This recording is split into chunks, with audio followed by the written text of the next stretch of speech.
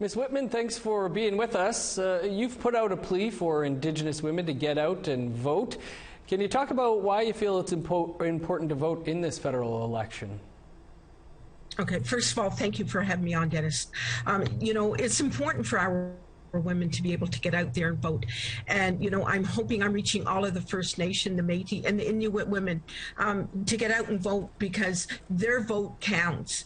In order to make changes, we need to be out there and express our voice. We're no longer being silenced, but we're going out and voting. Is the Native Women's Association supporting any particular candidate or party? No, the important part in the campaign that we're running on our virtual site on Fridays is for the women to get out and vote. It's their right. It's only been since 1960 that we've had the right to go out and vote. And we're just preparing the women who haven't voted outside their own community to be able to, have their voice heard so that changes will come, and to listen to the platforms of the candidates running. But we're not, expressing to vote for this person or this party or what have you. It's of their decision, but we just want to be able to support them and guide them down the road to voting.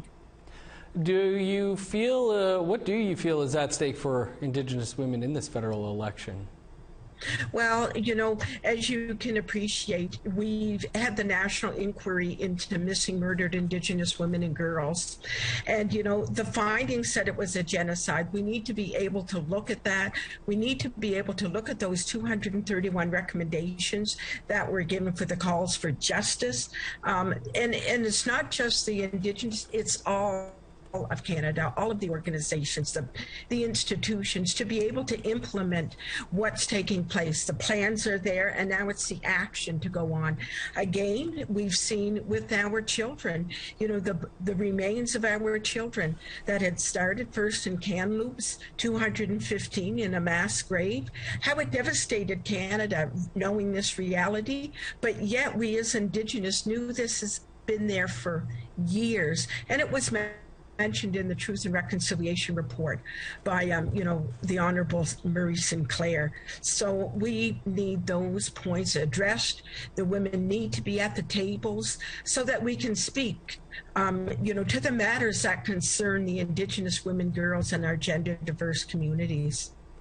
Lorraine, we'll have to leave it there, but appreciate you taking some time for us here today to talk about this.